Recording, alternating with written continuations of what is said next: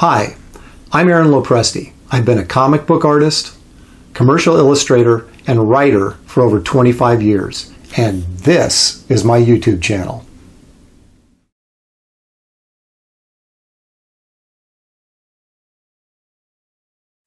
Welcome to episode 2. I've split this tutorial into 2 parts to make viewing a little less cumbersome. Today, I'll demonstrate the next stage of penciling page 1 of my next Garbage Man story, blue lining the layout on the finished artboard. Okay, if you remember last episode, we did the thumbnail layout for this first page to the Garbage Man story. Essentially what we're going to do today is we're going to recreate this on the finished artboard in blue pencil. That's the first stage I use to penciling a comic book page. The paper I use generally is a Strathmore Bristol smooth surface.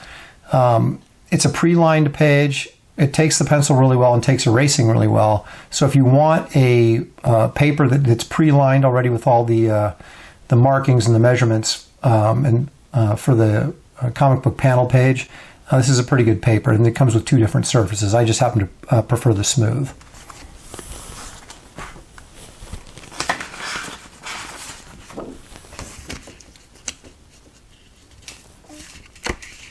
Okay, here's what the page looks like.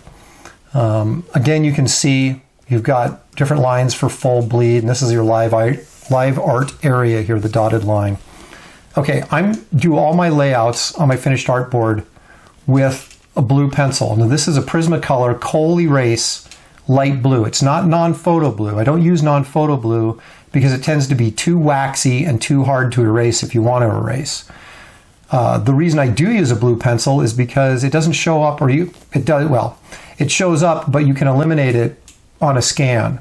So after I get this penciled and either I ink it myself or it goes to the inker, they can then drop the blue completely out, and it saves me a lot of erasing in my underdrawing. If you do your underdrawing in pencil, you're constantly erasing and cleaning up the drawing. If you do your underdrawing in blue pencil, you don't have to erase at all. You just take your pencil and draw over the top of the blue and then eliminate the blue in Photoshop or whatever program you're using when you color it.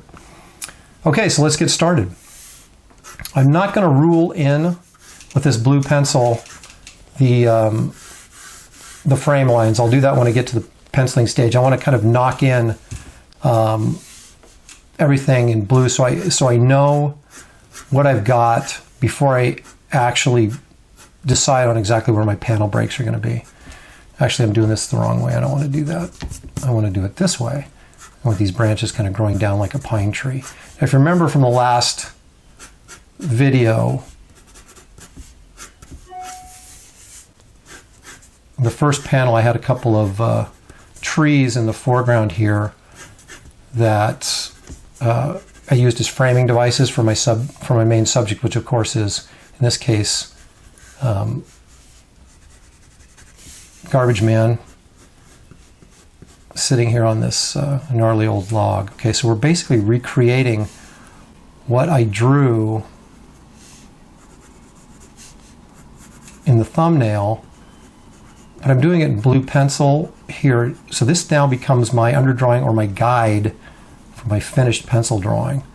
And again, it doesn't have to be perfect. Okay, I'm trying to sort of just knock in the shape and the contour so I have something to follow when I go in with my pencil. And that's something that we'll explore in detail in the next video when I get to actually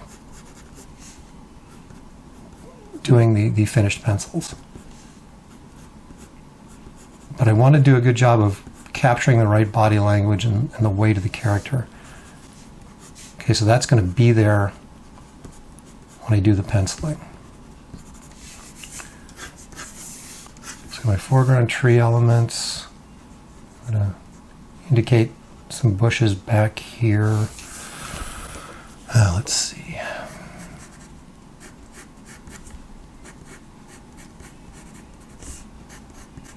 And again, this is not a hard, fast template. It's giving me at least a guide to laying down the finished pencils over the top of this. Because if you were doing this in regular, I'd be doing the same thing with a regular pencil, but then I'd have to clean up all this stuff when I did the finished drawing over the top of it, which now I really don't have to do. And you don't want to draw too hard on this, because even though this pencil will erase, and that's why I get the Kohl Erase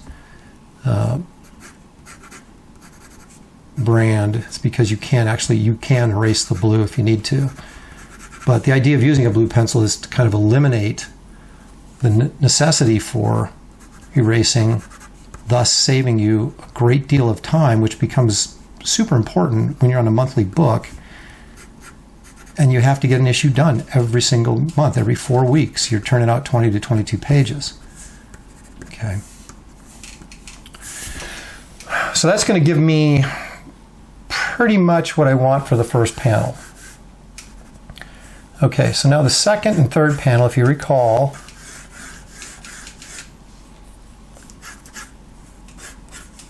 from last time, is going to be a closer shot of this. I chose a slightly high angle, as I recall, on the layout for this. And we're not really going to change too much of the positioning of the character. It's just, of course, a different angle on the character. A lot of people go in and make stick figures first. I've never really been one to do that. I tend to sort of create the figure with kind of loose line work.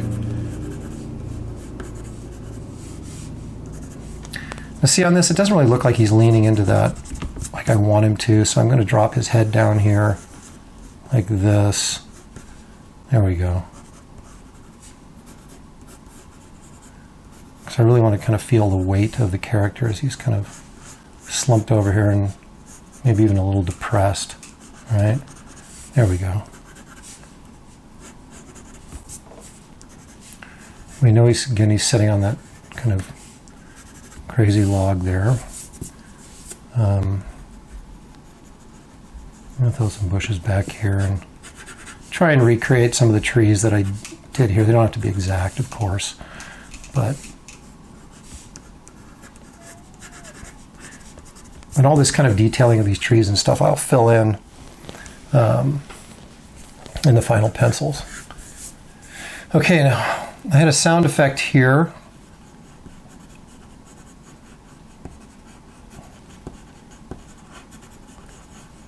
So I'm going to rough those. I've got S is probably too big.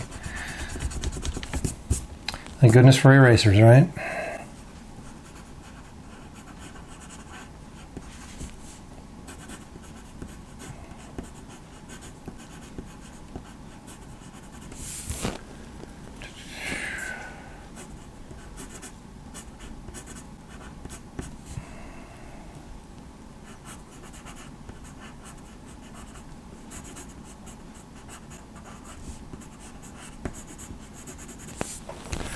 That's a jumbled mess, but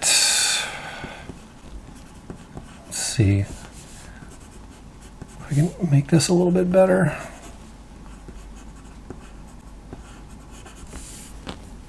I kind of want to give you guys the idea of what I'm doing without boring you to tears while I'm doing it, which is drawing is, I guess if you're drawing well, it's not necessarily the fastest process in the world, so I'll try and make it as entertaining as possible, but I'm not going to sit here and tell jokes because I don't have any good ones. I'm going to get rid of that C because I'm not sure why I put it there in the first place. It's S-N-I-K-T is what we're looking for. There we go. So we've got kind of this jumbled lettering that to me helps convey the idea that it's kind of a random sound effect and not really sort of a structured sound effect, which I guess that doesn't really make any sense, but it does to me in my way of thinking. Okay, so there's your sound effect of your twig breaking. Then we got to go in here with our close-up of Garbage Man.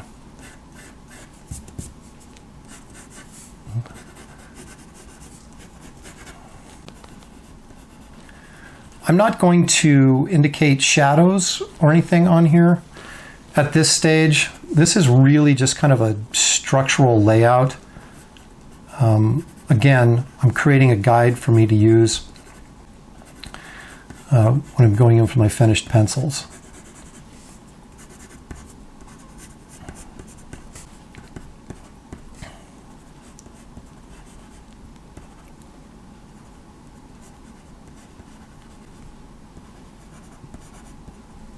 Try and get at least a a semblance of the expression that he's going to have.